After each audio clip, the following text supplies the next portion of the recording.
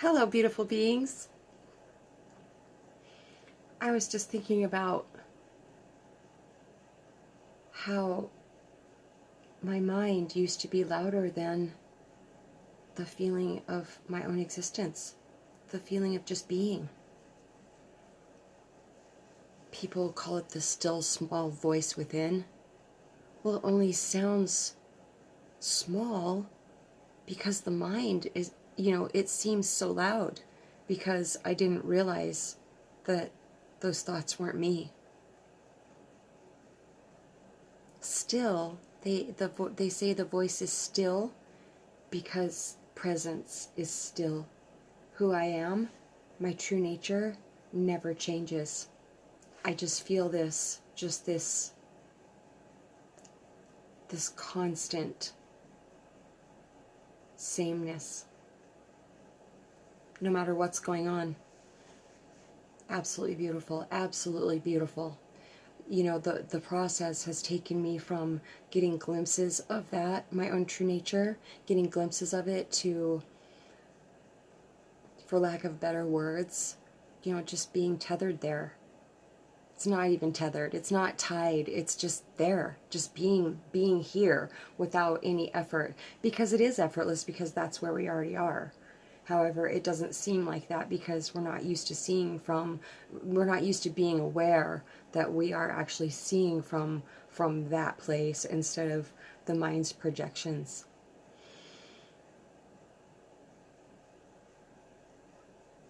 Even as I look out of my eyes, I'm just seeing what I'm looking at. There used to just be a constant commentary. It's so beautiful. I'll never get tired of talking about how amazing it is. How amazing it is to realize that this is my natural state. It's not something that it feels like I've had to attain it in a way, but it's not anything that we have to attain or learn, because it's already here. It's a shedding, burning. I know I don't talk about my twin very much because, well, I haven't felt compelled to. It hasn't been necessary. But I've definitely been feeling his presence lately. Obviously, I do because, I don't know exactly how it works. However, I believe that a twin flame is the same. We are all consciousness coming through these physical forms. Well, even before consciousness. However, twins, it's like the same exact expression of consciousness. That's the best way I can explain it. It's the best, like, to my knowledge, that's the best explanation of it. And he's been very present lately. I've done so much work on releasing any resistance around our union because we're not together. We're not physically together, but we're always together because we're the same. And it just feels so beautiful to have thoughts of him come in and not have any clinging to the thoughts or any feelings of sadness come in because we're not together, physically together. It's just so beautiful. Things that I never ever thought that I could overcome. If you don't give up, that's all that happens. That's what happens. It's winter solstice today, and so I don't know. I feel really peaceful. However, I do feel an intensity. I feel like I drank coffee, but I don't drink coffee anymore. But it's not bad. It's just a super, super high vibe. It's a good day. It's a good vibe day. Collectively, it feels like it's a good vibe. See, I'm kind of rambling. It's okay. It's all good. It's all right.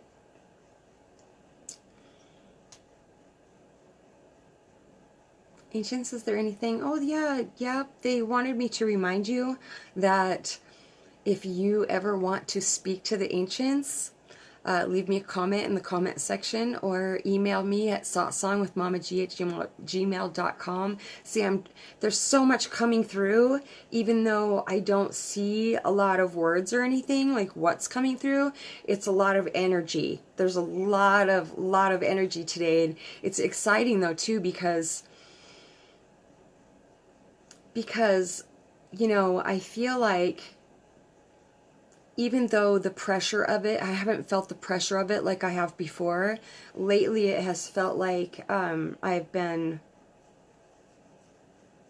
you know, in that process of dilating, giving birth, ready to give birth. And, you know, I've been noticing that I've been cleaning my house more, like deep cleaning it more. And I'm like, wow, I feel like I'm nesting. And, you know, that's something that happens obviously before we give birth. And, you know, they just keep showing me that my cervix has thinned. And, you know, that may be TMI, whatever. And today just feels like birth day. Birth to Earth Day, but better, you know, way better. It's an inside job.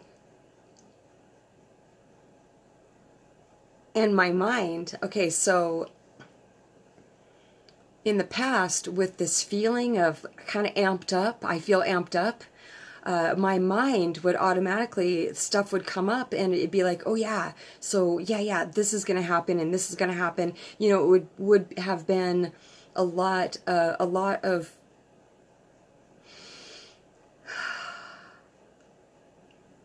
there would have been a lot of ideas about what possibly could happen today. Just automatically with this energy, it would have been about I wonder what's going to happen, you know, and looking for it. But it's an inside thing. It's a yes, absolutely. I love hearing them say stuff like this too. They're saying there are outward manifestations here, not coming here. There are outward manifestations here that I'm going to lay my eyes upon very soon. They're saying, they just said that. That is absolutely beautiful.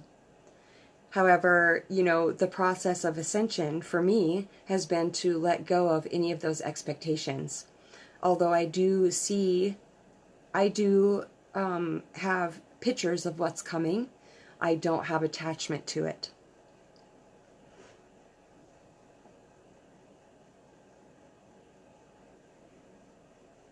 So as I mentioned, you know, if you would like to ask the ancients a question and see what comes through for you, it's just, I mean, it almost sounds, I start giggling when I say it because it's almost selfish of me to say it, even though that's how it works. That's absolutely how the, you know, healing, helping heal, helping beings with amnesia wake up. That's how it works. You know, having conversations with people is so beautiful because depending on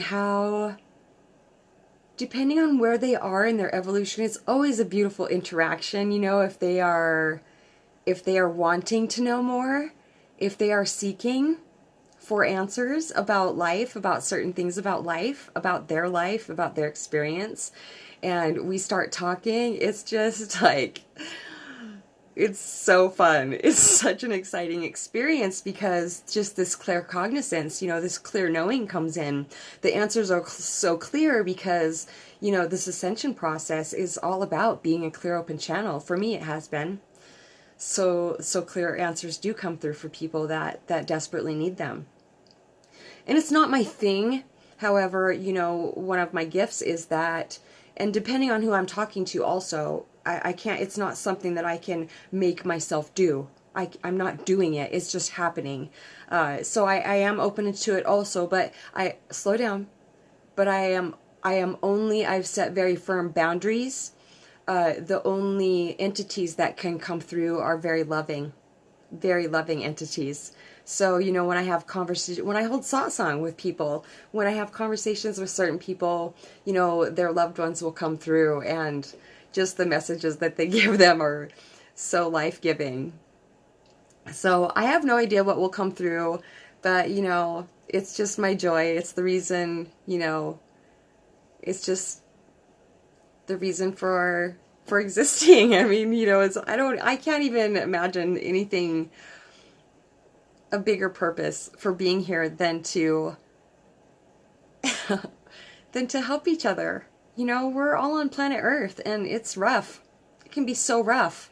So what greater privilege and honor than to be able to have a conversation with somebody and to start the conversation out with them just being like, I can't see where I'm going. Not them necessarily saying that, but them like, I can't see where I'm going. And then we have a conversation and they go from person to presence.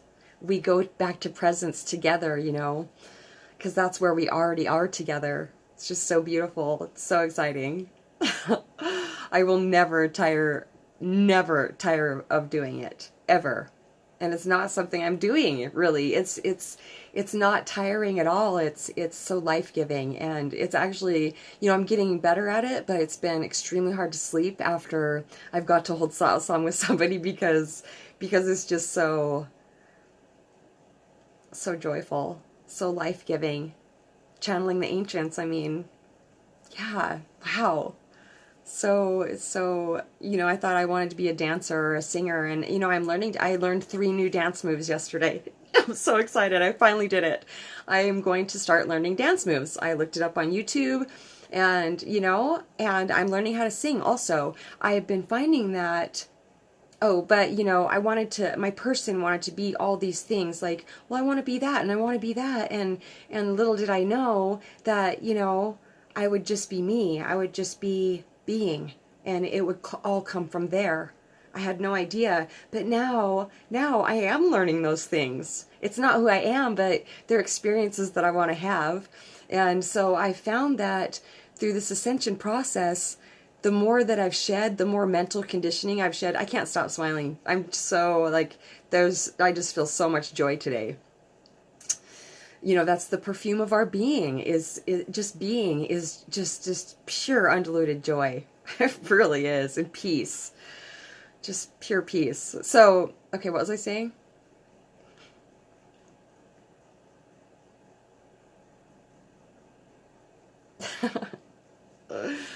I don't know.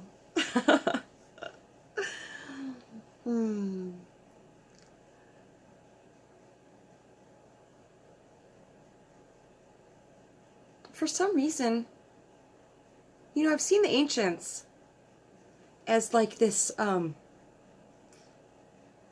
almost to like they go back first. They don't end, but it's on my right side. I get all the information on my right side for some reason. I've only seen one person on my left side, and that was Mooji, twice. When I was deep in meditation, just immersed in silence. Papaji and Mooji came to me, opposite of me, and they were sitting on a stone bench, and I was sitting on a stone bench, and we were outside, and I looked up, and I was just amazed that they were there. And they said, as they came over to me and were on the bench beside me, Papaji on my right and Mooji on my left, and as they merged into me, they said, as much faith as you have in us, we have in you. I was so amazed, of course, at the whole experience, but the fact that I had never seen any, or felt, you know, heard, and I had noticed that, obviously, you know, if I hadn't heard anything on this side, very little physical pain also on my left side. Mooji was on my left side when that happened, and that was pretty profound. Oh, yeah, they're also showing me that I had a dream about my twin about 6 or 7 months ago now, and he appeared on my left, and he said, "How's my wife doing?" and I remembered that also, like, when of course I woke up, I remembered it because it wasn't a dream. It was a visitation, and you know, and I was just like, oh wow, he was on my left. He was on my left. That was so interesting to me. So divine. It's all divine, but